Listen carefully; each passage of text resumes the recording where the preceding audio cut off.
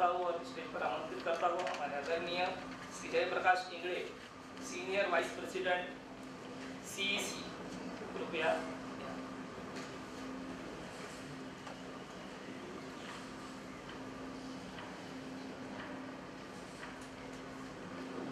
इसके पहले कि मैं अपना दिया हुआ काम पूरा करूं, मैं रिक्वेस्ट करना चाहूँगा हमारे वर्किंग प्रेसिडेंट वैभव जी गौड़ी इनको कि हमारे इलांगो साहब का फूलों के गुलदस्ते से स्वागत किया जाए।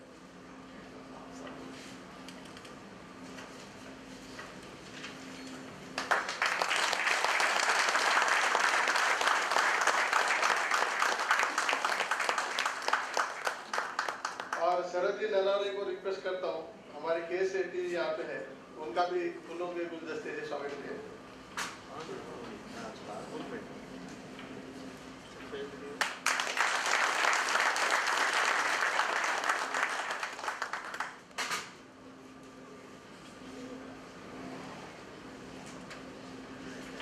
आदरणीय जोशी साहब, आदरणीय संभारिया जी, आदरणीय नामदेव साहब, आदरणीय मिश्री साहब, आदरणीय मैडम रोजलीना यादव जी, आदरणीय सूरज जी बंसवाड़ी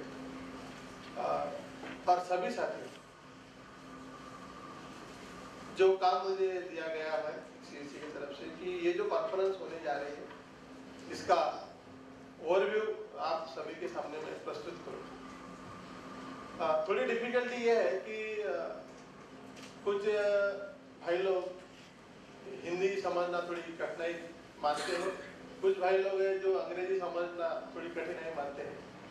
तो मेरा जो प्रेजेंटेशन है वो अंग्रेजी में है और मैं बात हिंदी में करूँगा, तो दोनों को सहूलियत होने वाली है। तो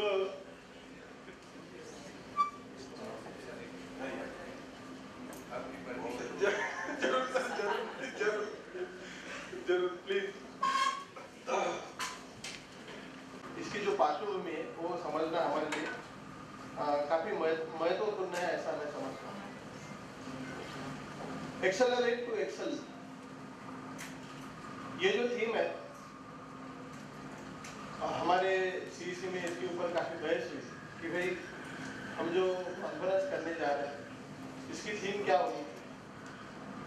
तो out of lot of brainstorming ये थीम उभर के आई है कि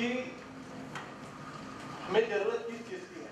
हमें जरूरत आज के तारीख में एक्सेलेंस की है, और अगर हमें एक्सेलेंस की जरूरत है और वो जरूरत अगर हमें पूरी करनी है तो उसके लिए एक ही रास्ता है, वो है एक्सेलरेट।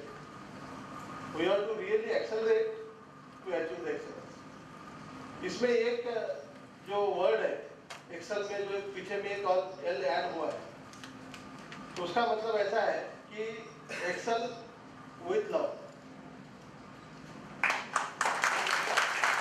ऐसा नहीं कि किसी को कुचलते हुए आगे जा रहे हैं, तो एक्सेलरेट करना है एक्सेलेंस के लिए विथ लव।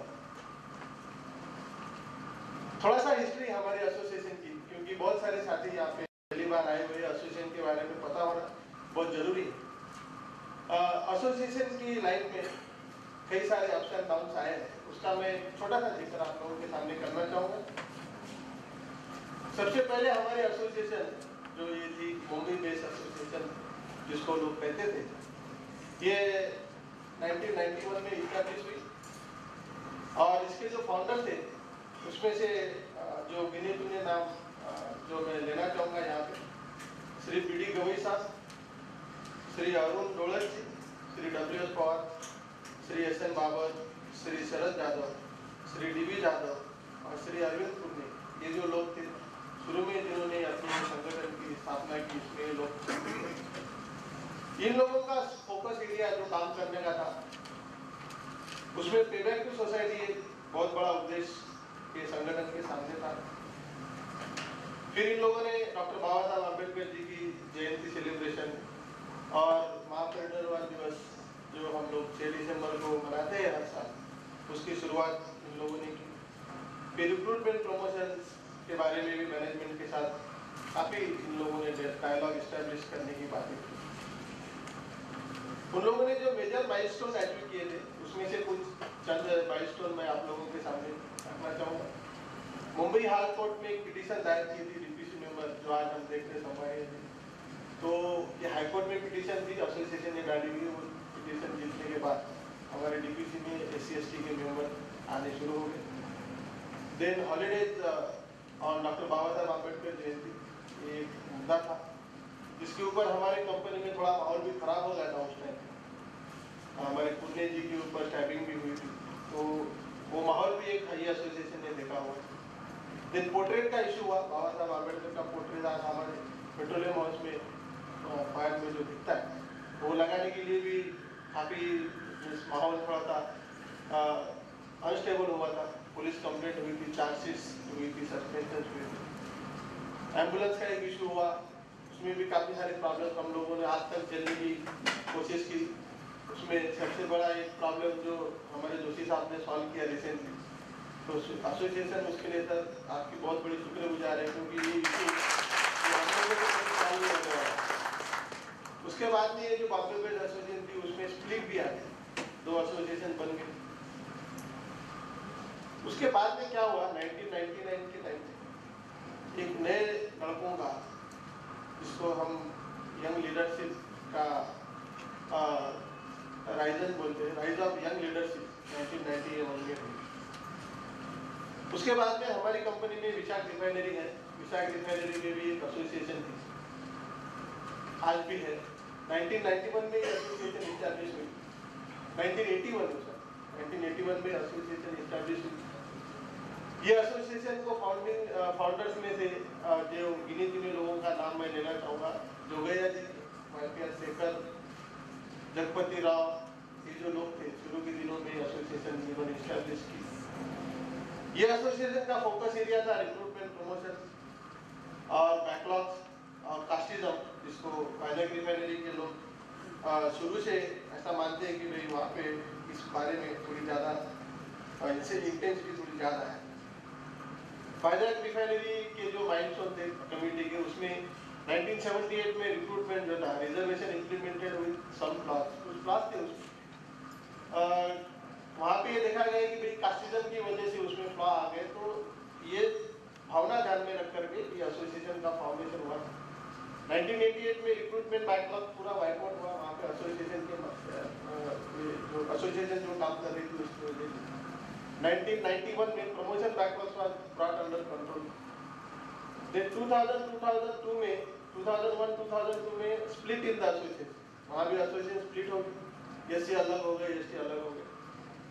2002 से लेके 2006 ये जो दौर रहा, पंचसूत्रा का दौर रहा, मेनली बिकॉज ऐसा बोला जाता है कि भाई SC/ST जो रिक्रूट हुए थे वो धीरे धीरे करके सुपरवाइजरी कैडर में जाना शुरू हो गया, मैनेजमेंट की पॉलिसीज की वजह से, प्रमोशन पॉलिसीज की वजह से।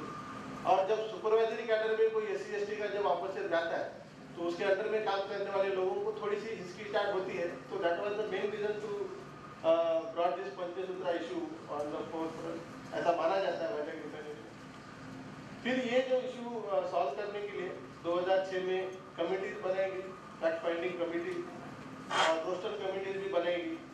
उसमें जो अपना रिक्रूटमेंट, अपना रोस्टर, प्रमोशन रोस्टर जो था उसका स्टडी किया गया। 2006 के ऑनवर्ड ये हुआ कि बहुत सारे इंप्रूवमेंट मेजर्स पंचसूत्रा के बाद जो मैनेजमेंट को लगा, फैक्ट फाइंडिंग कमेटी को लगा, रोस्टर कमेटी को लगा, जिसके रिपोर्ट्स मैनेजमेंट के पास गए, कुछ वर्बल गए, कुछ राइटिंग में गए, बहुत सारे डिस्कशन इसके ऊपर हुए। टॉप मैनेजमेंट हमारी इसके ऊपर काफ़ी सेंसिटिव जो रवैया उनका रहा उस टाइम में। और 2006 के बाद में कुछ इंप्रूवमेंट होना शुरू हो गई। उसमें कुछ शॉर्ट टर्म मेजर्स थे, कुछ लॉन्ग टर्म मेजर्स थे, दोनों के ऊपर इमीडिएटली एक्शन लेने शुरू हो गए। 1999 में जो young leadership Mumbai based association में आई थी, उन लोगों ने जो अचीवमेंट एक्चुअली किए उसके बारे में मैं थोड़ी सी आप लोगों को जानकारी देना चाहूँगा। 99 से लेकर के 2005 का जो माहौल रहा, उसमें सबसे पहले तो हम लोगों की ये कोशिश रही कि भाई मैनेजमेंट के साथ हमारी जो पीरियडिक मीटिंग्स होती है, जो डायलॉग होता है, रेगुलर डायलॉग, वो डायलॉग कंटिन्यू रहे। तो periodic meetings with liaising officer, director और हमारे चेयरमैन साहब 99 से लेकर के आज तक ऐसा एक भी साल नहीं हुआ कि जहाँ पे हमारे चेयरमैन साहब हमारे हमको नहीं मिले। ऐसा एक भी आधा साल नहीं गया जहाँ पे डायरेक्टर साहब हमारे साथ मीटिंग नहीं की। ऐसा एक भी क्वार्टर नहीं गया जहाँ पे सीएलओ के साथ हमारी मीटिंग नहीं हुई। आज तक तो हर महीना सीएलओ के साथ मीटिंग होती है और जब भी चाहे तभी होती है। ऐसा एक माहौल हम लोगों ने यहाँ पे क्रिएट किया। बाद में जो स्टैट्यूटरी बॉडीज हमारे देश में काम करती हैं, parliamentary committee for the welfare of SC/ST, national commission for SC/ST, ये लोग हर साल हमारे कंपनी में रिव्यू के लिए आते हैं और हमारी कमेटी जो है, जिसको हम यंग लीडर्स कमेटी बोलते हैं, वो कमेटी हमेशा ये लोगों के सामने, स्टैट्यूटरी बॉडीज के सामने गई और जो फैक्ट है हमारी कंपनी में वो एज इट इज रखने की कोशिश की। उसमें कोई मिलावट नहीं, कोई ड्रामाबाजी नहीं और कोई ज़्यादा बढ़ावा चढ़ावा करने की जरूरत नहीं। जो हमारी कंपनी में एग्जिस्टिंग है वही हम लोगों ने उनके सामने रखने की कोशिश की। और जो हमारे मेजर इश्यूज है, जैसे गवर्नमेंट के साथ, स्पेशली सेंट्रल गवर्नमेंट के साथ हमारे बहुत सारे इश्यूज हैं, जिसमें रोस्टर रिक्रूटमेंट परसेंटेज का इशू है, प्रमोशन गाइडलाइन का इशू है, बहुत सारे ऐसे इश्यूज हैं जहाँ पे अभी भी जो प्रेसिडेंशियल डायरेक्टिव क्लियर कर आना चाहिए वो नहीं है। इसके बारे में हमने हमेशा इन स्टैट्यूटरी बॉडीज के साथ अपनी बात रखने की कोशिश की। डीपीसी मेंबर्स के साथ हमारी हर साल मीटिंग रेगुलरली हो रही है। देन कंपोनेंट प्लांट के जो प्रोजेक्ट्स, हमारी कंपनी बहुत अच्छी तरीके से कंपोनेंट प्लांट चलाती है। CSR अभी रिसेंटली आया है, उसके भी प्रोजेक्ट अभी कल परसों हमको एक global leadership award in CSR भी मिला हुआ है, तो उसमें भी हमारा पार्टिसिपेशन है। तो मैं चाहूँगा कि ये जो CSR की हमारी है बहुत अच्छा काम कर रही है, उनके साथ भी हमारा काफ़ी क्लोज इंटरेक्शन रहता है हमेशा। देन पहली बार हमारी कंपनी में विपश्यना जो एक मेडिटेशन फॉर्म है बुद्धिस्ट टीचिंग के अनुसार, गोयनकाजी गुरुजी जो इन्होंने अपने इगतपुरी में काफ़ी बड़ा सेंटर पैगोडा बनाया हुआ है। अभी यहाँ ग्लोबल पैगोडा अपने गोरे में भी बना हुआ है और हमारे देश में बहुत सारी जगह पे विपश्यना सेंटर्स चलाते हैं। सो उनका जो 10 दिन का ट्रेनिंग कोर्स है उसके लिए ऑफिशियल नॉमिनेशन हमारी कंपनी से दिया जा रहा है। हमारे सभी employees, officer, non officer, SC, ST, कोई भी, anything, anybody, any officer, any employee for special can go for Vipassana. और हमारी कंपनी वो ट्रेनिंग, वो विपश्यना को अपनी ऑफिशियल ट्रेनिंग रिकॉग्नाइज कर चुकी है, देना सर्कुलर। और हमारे काफ़ी एम्प्लॉयज ने विपश्यना में पार्टिसिपेट किए हैं। तो विपश्यना के जो फायदे हैं, जो इम्प्रूवमेंट्स है, वो हमारे लोगों में दिखाई देता है, उनके कामों में झलकता है। तो अच्छा, एक बहुत ही अच्छा नेक काम हमारे कंपनी के लिए हम कर सके। Then online transfer request system जो हमारी एसोसिएशन की एक हमेशा डिस्कशन में पॉइंट रहता था कि सर रिजर्वेशन पॉलिसीज एंड और transfer policies should go hand in hand. जो एजुकेशन में रिजर्वेशन है, that is the state recognised reservation, और रिक्रूटमेंट का अपना जो रिजर्वेशन है, सेंट्रल रिकॉग्नाइज्ड रिजर्वेशन होने की वजह से जो हमारे एम्प्लॉयज ट्रांसफर पे जाते हैं उनको बहुत सारी दिक्कतें सहनी पड़ती है। और स्पेशली जो एजुकेशन में रिजर्वेशन है, जो हमारे एम्प्लॉयज के बच्चों को, उसमें काफ़ी प्रॉब्लम्स आते हैं। कई बार ऐसा होता है कि अगर आउट ऑफ स्टेट पोस्टिंग है तो 11th 12th और इंजीनियरिंग मेडिकल की एडमिशन जो है स्टेट इंजीनियरिंग कॉलेजेस में होती नहीं है। तो ये जो हमारी जो बात थी, मैनेजमेंट ने बहुत अच्छी तरीके से, इसमें भी मैं जोशी साहब का नाम लेना चाहूँगा कि भाई देखो, ये जो चीज़ है इसमें हम जरूर कुछ करना चाहिए, क्योंकि ये हमारे एम्प्लॉयज के फ्यूचर के बहुत ही इम्पोर्टेंट और बहुत ही रिलेटेड चीज़ है। तो उसी साल में फिर ऑनलाइन ये रिक्वेस्ट सिस्टम की बात आ गई, जिसमें ये भी डाला गया कि भाई जो SC/ST employees out of state है, जिनको ये ज़रूरत है अपने बच्चों के लिए, उन्होंने ऑनलाइन रिक्वेस्ट देनी है। और बाकी भी उसके साथ साथ जितने भी अपने जो भी जनरल एम्प्लॉयज से भी जो भी बातें आ रही थी कि भाई रिटायरमेंट आ रहा है, बच्चों की शादी नहीं हो रही है, ऐसी सभी बातें ऑनलाइन रिक्वेस्ट सिस्टम के बहुत अच्छा और बढ़िया सिस्टम ऑनलाइन, मेरे ख्याल से ये खाली अपनी कंपनी नहीं है, और कोई कंपनी में ऐसा सिस्टम है क्या? मैंने देखा नहीं, अगर किसी और ने देखा हो तो प्लीज बताइए। बट एक बहुत ही बढ़िया सिस्टम अपनी एसोसिएशन के माध्यम से हम अपनी कंपनी में ला पाए। Then as far as the social contribution is concern, on behalf of the association and the company. Always they go hand in hand. हम दोनों लोग एक दूसरे के साथ में जो भी कार्यक्रम हमारे हो रहे हैं आजकल, जहाँ पे सबसे पहले मैं नाम लेना चाहूँगा एक ऐसा प्रोग्राम जहाँ पे 6 दिसंबर परम पूजनीय डॉक्टर बाबा साहब आम्बेडकर जी का महापरिनिर्वाण दिवस, यहाँ पे हम लोग काफ़ी बड़े पैमाने पे 3 दिन का फ्री फूड कैंप और मेडिकल कैंप चलाते हैं हर साल। दीक्षा भूमि नागपुर में भी हम लोग विजयादशमी के पर्व में धम्म दीक्षा जो वर्धापन दिन आता है वो उसके उपलक्ष्य में हम लोग एक फूड कैंप चलाते हैं। देन महाड़ में जहाँ पे डॉक्टर बाबा साहब आम्बेडकर जी ने पानी के लिए सत्याग्रह किया था, महाड़ का 14 तालाब उसको बोलते हैं, वहाँ पे भी हर साल बाबा साहब के चाहने वाले आते हैं दर्शन के लिए, पार्टिसिपेट होने के लिए। उनके लिए भी हम लोग फ्री फूड कैंप आजकल चला रहे हैं। देन फ्री फूड कैंप का क्रांति स्तंभ भीमा कोरेगा जो अपने पुणे के नजदीक है, वहाँ पे भी हर 1 जनवरी को दुनिया सब हैप्पी न्यू ईयर मनाने में लगी होती है और हमारे जो कार्यकर्ता है वो समाज सेवा के लिए 1 जनवरी को वहाँ पहुँच जाते हैं। सो डेडिकेशन इतना जबरदस्त है कि मैं आपको बयान नहीं कर पाता। हमारे एक में ऐसी ऑर्गेनाइजेशन है जो 1 जनवरी को वहाँ पे अपना सोशल वर्क शुरू कर देती है क्रांति स्तंभ के पास। Credit go to madam Shashi Balkar, इनका ये बहुत ही क्या बोलते हैं कि जिगर का प्रोजेक्ट है, उन्होंने काफी मेहनत दी है प्रोजेक्ट के ऊपर।